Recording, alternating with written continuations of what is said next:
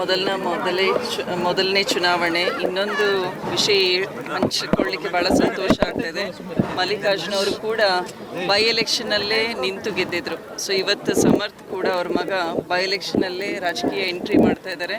So ಅವರ ಅಪ್ಪಾಜಿಯವರು ಅಂದರೆ ನಮ್ಮ ಮಾವನವರು ಮತ್ತು ಸಮರ್ಥ್ ಅವರ ತಂದೆ ಎಸ್ ಮಲ್ಲಿಕಾರ್ಜುನ್ ಅವರು ಮಾಡಿರುವಂತಹ ಅಭಿವೃದ್ಧಿ ಕೆಲಸಗಳನ್ನು ಅವರ ಮಾರ್ಗದರ್ಶನದಲ್ಲಿ, ಜೊತೆಗೆ ನಮ್ಮ ಎಲ್ಲ ಮುಖಂಡರಿದ್ದಾರೆ ಈ ಭಾಗದಲ್ಲಿ, ಎಲ್ಲ ಸಮಾಜದ ಮುಖಂಡರಿದ್ದಾರೆ, ವೋಟರ್ಸ್ ಇದ್ದಾರೆ. ಸೊ ಅವರೆಲ್ಲರ ನಿರೀಕ್ಷೆಯಂತೆ ಅವರು ಕೂಡ ಕೆಲಸ ಮಾಡ್ಕೊಂಡು ಹೋಗ್ತಾರೆ.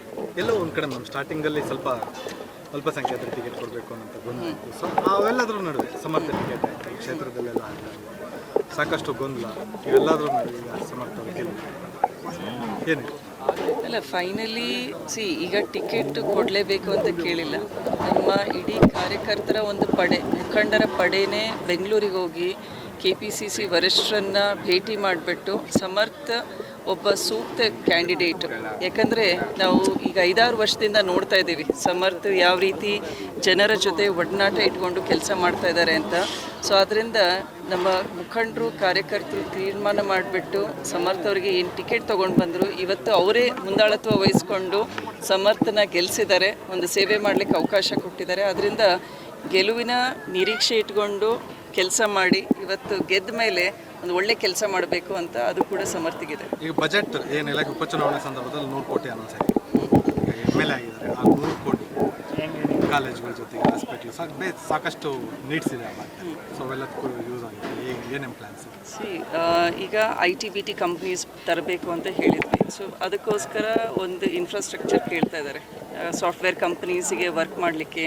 ಸೊ ನಮ್ಮ KSRTCನಲ್ಲೂ ಕೂಡ ಸುಮಾರು 1 ಲಕ್ಷ SFT ಅಷ್ಟು ಜಾಗ ನೋಡಿದ್ದೀವಿ 3 ಫ್ಲೋರ್ಸ್ನಲ್ಲಿ. ಸೊ ಅಲ್ಲೂ ಕೂಡ ಮಾನಿಟರ್ಸ್ ಅಂತೆ, ಡೆಸ್ಕ್ ಅಂತೆ ಅದನ್ನೆಲ್ಲ ಪ್ರೊವೈಡ್ ಮಾಡಬೇಕಾಗಿದೆ. ಸೊ ಬರುವಂತಹ 100 ಕೋಟಿಯಲ್ಲಿ ನಮ್ಮ ಮುಂದಿನ ಎಜುಕೇಟೆಡ್ ಯೂತಿಗೋಸ್ಕರ ಒಂದು ಇನ್ಫ್ರಾಸ್ಟ್ರಕ್ಚರ್ ಡೆವಲಪ್ ಮಾಡಬೇಕು ಅಂತ ಅದು ಕೂಡ ಇದೆ. ಜೊತೆಗೆ ಈಗಾಗಲೇ ನಮ್ಮ ಮತದಾರರು ಕೂಡ ಸಮೀಕ್ಷೆಗಳಲ್ಲಿ ಮತ್ತು ನಾವು ಕೂಡ ಅವ್ರ ಹತ್ರ ಹೋದಾಗ ಅವರಿಗೆ ಒಂದು ಕಾಲೇಜಿನ ಅವಶ್ಯಕತೆ ಇದೆ, ಆಮೇಲೆ ಆಸ್ಪತ್ರೆ ಕೇಳ್ತಾ ಇದ್ದಾರೆ. ಸೊ ಇದನ್ನು ಕೂಡ ವಿಮೆನ್ ಆ್ಯಂಡ್ ಚೈಲ್ಡ್ ಹಾಸ್ಪಿಟಲ್ ಇದೆ ಎಲ್ಲ, ಅದನ್ನು ಕೂಡ ವಿಸಿಟ್ ಮಾಡಿದ್ದೀನಿ. ಅಲ್ಲೂ ಕೂಡ ನಮ್ಮ MP ಲ್ಯಾಡ್ಸಿಂದ ಫಂಡ್ಸ್ ಹಾಕಿ ಡೆವಲಪ್ ಮಾಡಬೇಕು ಅಂತ ಇದೆ. ಸೊ ಒಟ್ಟಾರೆ ಶಾಸಕರು ಮತ್ತು ನಿಮ್ಮ ಹೊಸ ಶಾಸಕರು, ಸಂಸದರು ಮತ್ತು ಉಸ್ತುವಾರಿ ಸಚಿವರು, ಶಾಮನೂರು ಕುಟುಂಬದವರು ಕೂಡ ಬದ್ಧತೆಯಿಂದ ಜನಸೇವೆ ಮಾಡಲಿಕ್ಕೆ ತಯಾರಿದೆ. If you like this video, ಬೇಗ ಲೈಕ್ ಮಾಡಿ, ಕಾಮೆಂಟ್ ಮಾಡಿ, ಶೇರ್ ಮಾಡಿ ಹಾಗೂ ಯೋಯೋ ಟಿವಿ ಕನ್ನಡವನ್ನು ಸಬ್ಸ್ಕ್ರೈಬ್ ಮಾಡಿ.